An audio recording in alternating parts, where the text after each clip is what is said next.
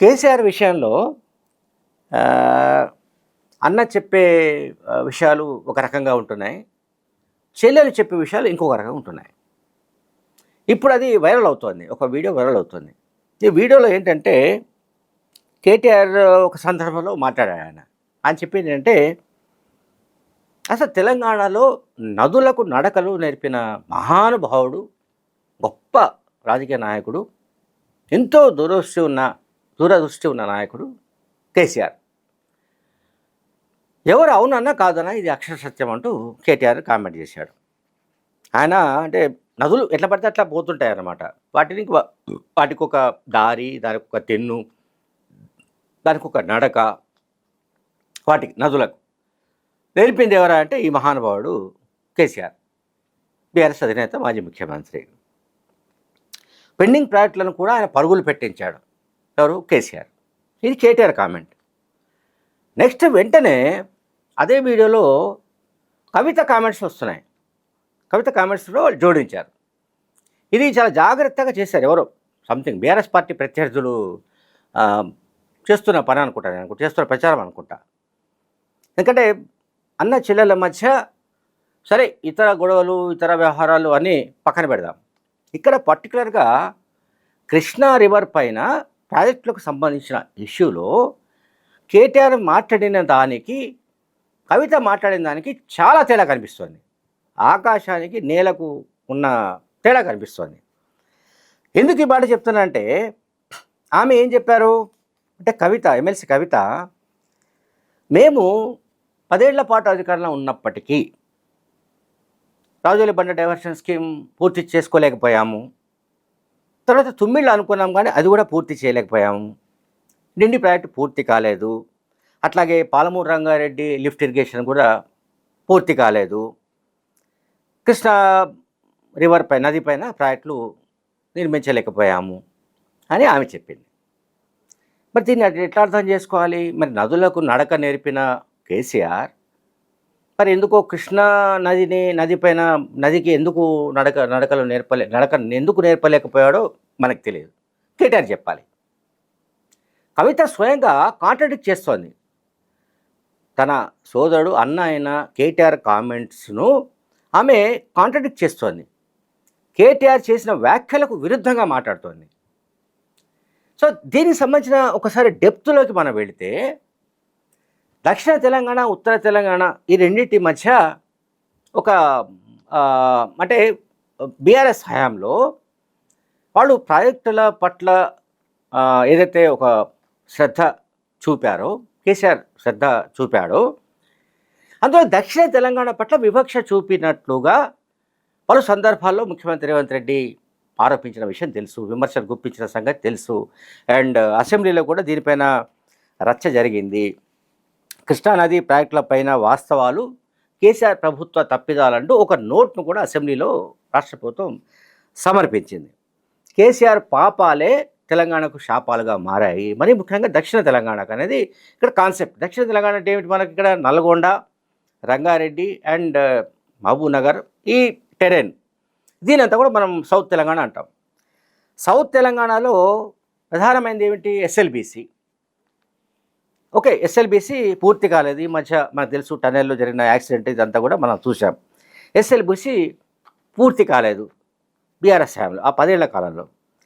అట్లాగే పెండింగ్లో ఉన్న ప్రాజెక్ట్స్ అంటే ఆల్రెడీ పూర్తయి ఇంకా 5% ఆ 10% పూర్తి కావాల్సిన ప్రాజెక్ట్స్ అన్నీ కూడా అట్లాగే ఉండిపోయాయి.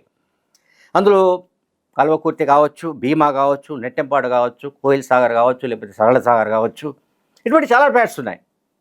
ఇవన్నీ కూడా ఈ టెరెన్లో ఉన్నాయి. సౌత్ తెలంగాణలో కృష్ణా రివర్ పైన నిర్మించవలసిన ప్రాజెక్టులు, పూర్తి చేయవలసిన ప్రాజెక్టులు. ఈ ప్రాజెక్టులను నిర్లక్ష్యం చేసిన కేసీఆర్, నిర్లక్ష్యం చేసినట్టు విమర్శలకు గురవుతున్న కేసీఆర్ ఉత్తర తెలంగాణను మాత్రమే ఆయన కాన్సన్ట్రేట్ చేశాడు. ఉత్తర తెలంగాణ సస్యశ్యామలం చేయడం కోసమే ఆయన కాళేశ్వరమైనా మరొకటైనా చేపట్టినట్టు చాలా ఆరోపణలు ఉన్నాయి, చాలా విమర్శలు ఉన్నాయి కాంగ్రెస్ వైపు నుంచి. సరే, నిజానికి కూడా కృష్ణా ప్రాజెక్టులను కేంద్ర ప్రభుత్వానికి అప్పగించడానికి సుముఖత చూపుతూ అప్పటి ముఖ్యమంత్రి కేసీఆర్ సెక్రటరీగా పనిచేసిన స్మితా సబర్వాల్ కేంద్ర ప్రభుత్వానికి ఒక లేఖ రాసిన సంగతిని కూడా అసెంబ్లీలోనే ఈ కృష్ణానది ప్రాజెక్టులపై వాస్తవాలు, కేసీఆర్ ప్రభుత్వ తప్పిదాలు అనే నోట్లో వాళ్ళు మెన్షన్ చేశారు. ఎవరు? రాష్ట్ర ప్రభుత్వం మెన్షన్ చేసింది. సో ముఖ్యమంత్రి కూడా మాట్లాడుతూ 2015లో అప్పటి కేంద్ర జలవనరుల ట్రిబ్యునల్ ముందు హాజరైనప్పుడు కేసీఆర్ ఆంధ్రప్రదేశ్కు మేలు జరిగే విధమైన సంతకం చేశాడు.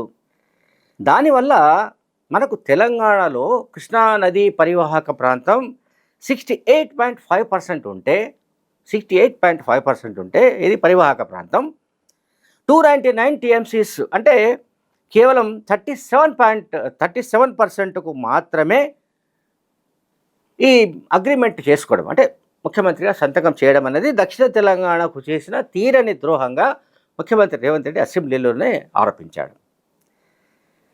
అందువల్ల ఇక్కడ మనకు అసలు బేసిక్ పాయింట్ ఏమిటి? తెలంగాణ రాష్ట్రం మనం ఎందుకు కోరుకున్నాము? 60 ఏళ్ళుగా తెలంగాణ కావాలని ప్రజలు ఎందుకు ఆకాంక్షించారు? ప్రజలు ఎందుకు పోరాటాలు చేశారు?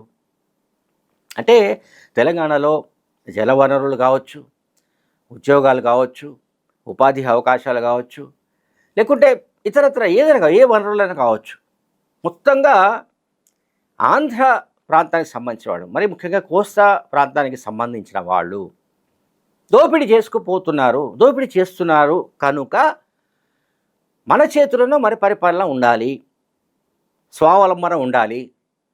కనుక మనమే స్వయం పరిపాలన ఉంటే మనకు ఆత్మగౌరవం ఉంటుంది.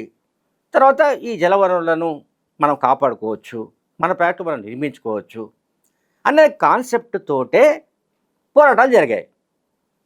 తెలంగాణ రాష్ట్రం ఆవిర్భవించిన తర్వాత కేసీఆర్ ముఖ్యమంత్రి అయిన తర్వాత జరిగింది ఏంటంటే దీంట్లో కూడా మళ్ళీ ఉత్తర తెలంగాణ, దక్షిణ తెలంగాణ అంటూ వివక్ష చూపినట్లుగా మనకి ఇక్కడ విజిబుల్గా కనిపిస్తున్నాయి కొన్ని విషయాలు. దీన్ని వాళ్ళు ఎట్లన్నా తిప్పి మాట్లాడవచ్చు, ఎందుకంటే ఆ స్కిల్ బీఆర్ఎస్ పార్టీ నాయకులకు ఉంది. దక్షిణ తెలంగాణకు అన్యాయం జరిగిందని మాట్లాడడానికి బీఆర్ఎస్ పార్టీ నాయకులు ఎవరు ఇష్టపడరు. ఎందుకంటే వాళ్ళు మొత్తం తెలంగాణను ఇది సస్యశ్యామలం చేసి పారేశాము, అసలు ఎక్కడ ఎవరికి ఏ రకమైన సమస్య లేదు, ముఖ్యంగా వ్యవసాయ రంగానికైతే సాగునీటి అవసరాలు తీర్చి పారేశాము, ఉద్యోగాలు ఇచ్చి పారేశాము, అని నిరుద్యోగం లేదుగా. ఆ తర్వాత ఇంకా ఇతర అంశాల్లో కూడా బీఆర్ఎస్ పార్టీ చెప్పే లెక్కలు, వాళ్ళు చూపించే వాటెవర్ ఇవి ప్రోగ్రామ్స్, మాట్లాడే భాష, ఇదంతా కూడా ఏంటంటే వాళ్ళు చాలా దబాయింపు వైఖరితో ఉంటుంది. ఇక్కడ నేను చెప్పదలుచుకుని ఏంటంటే కవిత చాలా స్పెసిఫిక్గా పాయింట్అవుట్ చేశారు. ఆమె కాంగ్రెస్ పార్టీ టోన్లో అంటే కాంగ్రెస్ పార్టీ ఏదైతే ఆరోపణలు గుప్పిస్తోందో ఆ లైన్లోనే మాట్లాడి ఉండొచ్చు, కానీ ఆమె నిజమే మాట్లాడినట్టుగా భావించాలి. ఆమె పార్టీతో ఆల్మోస్ట్ తెగతెంపులు చేసుకున్నది కనుక ఆమె ఓపెన్గానే మాట్లాడుతోంది. నిజంగానే ఆమె మాట్లాడుతున్నట్టుగా రాజులబండ డైవర్షన్ స్కీమ్ ఆర్డీఎస్ ఎందుకు పూర్తి చేయలేదు, తుమ్మిళ్ళ ఎందుకు పూర్తి కాలేదు, కోయిల సాగర్, నెట్టెంపాడు వగైరా వగైరా ప్రాజెక్టులు ఏవైతే ఆన్గోయింగ్ ఉన్నాయో, పూర్తి కావాల్సి ఉన్నాయో అవి ఎందుకు పూర్తి చేయలేదు, మరి కేటీఆర్ ఏ ధైర్యంగా చెప్తున్నాడు పెండింగ్ ప్రాజెక్టులకు పరుగులు పెట్టించాడని చెప్తున్నాడు. ఏ పెండింగ్ ప్రాజెక్టులకు ఇక్కడ పరుగులు పెట్టించాడు? మరి దక్షిణ తెలంగాణలో ఇన్ని ప్రాజెక్టులు పెండింగ్లో ఉన్నాయి, ఎస్ఎల్బీసీ సహా మనం ఇన్ని మాట్లాడుకుంటున్నాం. ఈ ప్రాజెక్టులన్నింటి కూడా మరి ఎందుకు పూర్తి చేయలేదు? పాలమూరు రంగారెడ్డి లిఫ్ట్ ఇరిగేషన్స్ పిఆర్ఎల్ఎస్ అంటాం, ఈ పిఆర్ఎల్ఎస్ను ఎందుకు పండబెట్టినట్లు? కనుక కవిత మాట్లాడినా మరొకరు మాట్లాడినా కూడా బీఆర్ఎస్ పార్టీ పాపం ఎందుకో కానీ అధికారం కోల్పోయిన తర్వాత అనేక విషయాల్లో ఆత్మరక్షణలో పడిపోతున్నట్టుగా కనిపిస్తోంది. Thank you very much.